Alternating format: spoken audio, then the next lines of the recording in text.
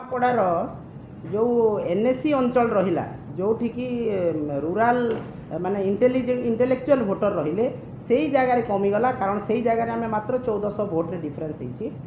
ଅନ୍ୟ ଟୋଟାଲ ବୁଥରେ 358 ବୁଥ ଯାହା ଅଛି ସବୁଥିରେ ହେଇଛି ରିଗିଂ। ଗୋଟିଏ ରାଉଣ୍ଡ କେବଳ ଛାଡ଼ିକି ଯେଠି କମ୍ କରିଛନ୍ତି ବାକି ମେସିଭ୍ ରିଗିଂ ହେଇଛି ବୁଥ ଏବଂ ଲୋକଙ୍କୁ ମାନେ ବାଧ୍ୟ କରାହେଇଛି ନହେଲେ ଲୋକଙ୍କୁ ଫର୍ଜରୀ ଭୋଟରେ ଲୋକ ଭୋଟ ମୁଁ ନିଜେ ବିରୋଧ କରିଛି।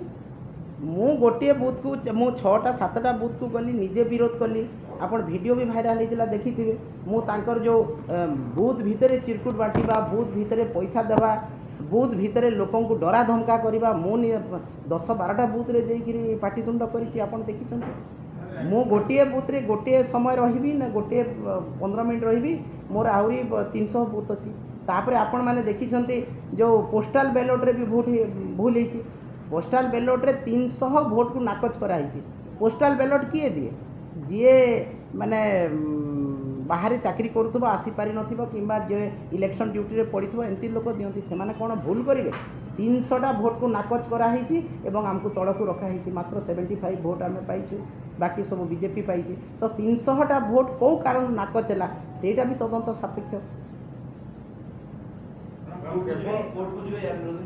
ଦେଖନ୍ତୁ ଆମେ କୋର୍ଟ ଯିବୁ କ'ଣ କରିବୁ ଆମର ନେତା ଯାହା ଡିସାଇଡ୍ କରିବେ କିନ୍ତୁ ଓଡ଼ିଶାବାସୀ ଜାଣିଲେ ଆପଣମାନେ ଜାଣିଲେ ଆମେ ଲୋକଙ୍କୁ ଜଣାଇବାର ଥିଲା ଯେ ଭାରତୀୟ ଜନତା ପାର୍ଟି କ୍ଷମତା ହାସଲ ପାଇଁ କେତେ ଦୂର ପର୍ଯ୍ୟନ୍ତ ତଳକୁ ଯାଇପାରେ, କେତେ ଦୂର ପର୍ଯ୍ୟନ୍ତ ଅନ୍ୟାୟ ଅତ୍ୟାଚାର କରିପାରେ, କେତେ ଦୂର ପର୍ଯ୍ୟନ୍ତ କଳ ବଳ କୌଶଳ ସରକାରୀ କଳକୁ ଲଗାଇପାରେ ଆମେ ଆପଣମାନଙ୍କୁ ଜଣାଉଛୁ।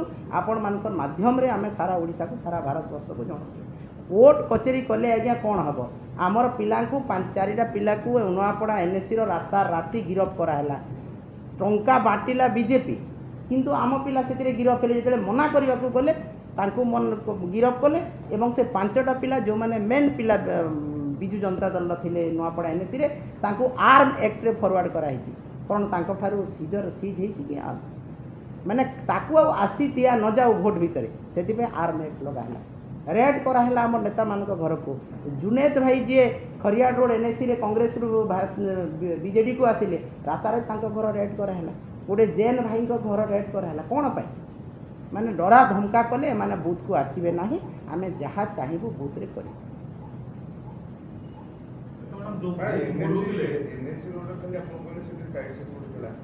ନା ଏନ୍ଏସିରେ ଟାଇଟ୍ ସିକ୍ୟୁରିଟି ନଥିଲା, ଇଣ୍ଟେଲେକ୍ଚୁଆଲ ଭୋଟର ଥିଲେ। ସେଇଠି ବୁଥ୍ ରିଗିଂ କରିବା ପାଇଁ ଜଣେ ମାନେ ଦେହାତୀ ଲୋକଙ୍କୁ ଦରକାର। ଏମାନେ ବୁଥ୍ ରିଗିଂ କରିବେ, ଜଣେ ଅଫିସର ଥିବ, ଜଣେ ଟିଚର ଥିବ, ଜଣେ ବିଭିନ୍ନ ମାନେ ଇଣ୍ଟେଲେକ୍ଚୁଆଲ ମାସ୍ ଏନ୍ଏସିରେ ରହୁଛନ୍ତି, ତାଙ୍କ ପାଖକୁ ଯାଇକି ବୁଥ୍ ରିଗିଂ କରିପାରିବେନି।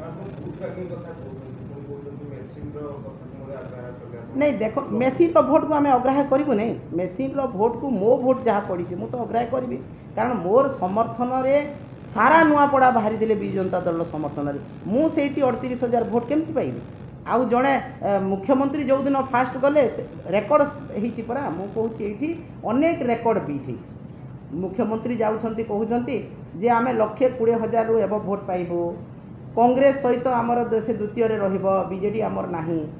ସେ ଷ୍ଟାଟିଷ୍ଟିକାଲ ଡାଟା ତାଙ୍କ ସେ କେଉଁଠି କେତେ ରିଗିଂ କରିବେ କ'ଣ କରିବେ ତାଙ୍କର ହାତେ ଡାଟା ଅଛି।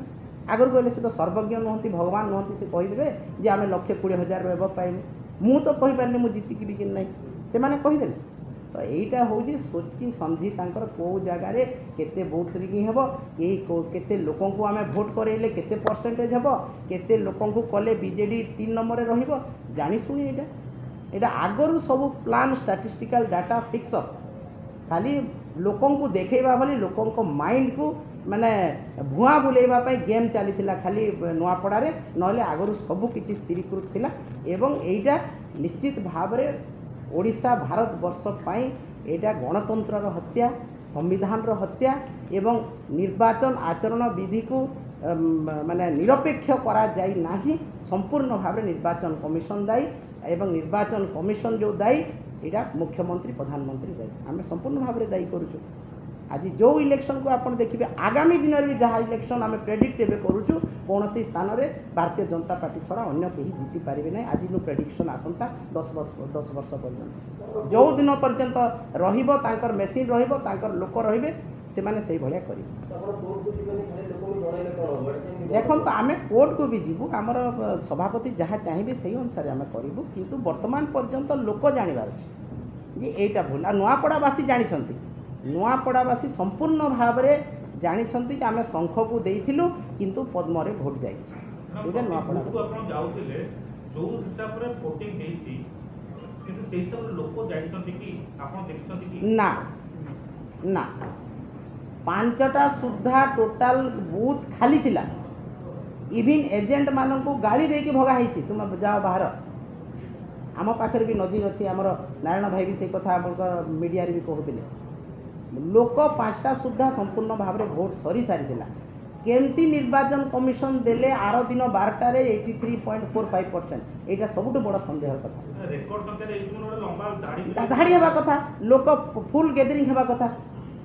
କୋମନା ବ୍ଲକର କୋମନା ପଞ୍ଚାୟତରେ ମୁଁ 6ଟା ବୁଥକୁ ଗଲି, ଭୋଟ ସରିଥିଲା, ଏଜେଣ୍ଟ ଆଉ ଆମର ଇଲେକ୍ସନ ଅଫିସର ବସିଥିଲେ, ଆଜ୍ଞା 5ଟା ହେଲେ ଆମେ କ୍ଲୋଜ୍ କରିବୁ।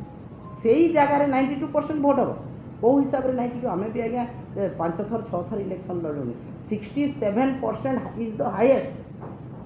ଆପଣ 83.45 କରିବେ ଏବଂ 94% କଲ୍ୟାଣପୁରରେ ହେବ, ଯେଉଁଠି ସବୁ ବିଜେପି ନେତା ଯାଇକି ଗୁରୁକୁଲ ଆଶ୍ରମରେ ଡେରା ପକାଇଛନ୍ତି, ସେଇଠି ହେବ 94%।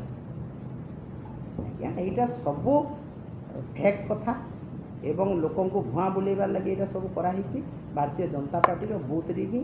ତେଣୁ ଆମେ ଆମର ଭୋଟ ଯେଉଁଟା ପଡ଼ିଛି, ଆମେ ମୋର ଭୋଟ ମୁଁ ଅଗ୍ରାହ୍ୟ କରୁଛି ଏବଂ ତାଙ୍କର ଭୋଟ ଯେଉଁଟା ପଡ଼ିଛି ସମ୍ପୂର୍ଣ୍ଣ ଭାବରେ ବୁଥ୍ ରିଗିଂରେ ଏଇଟା ପଡ଼ିଛି, ଜାଲିଆତିରେ ହେଇଛି।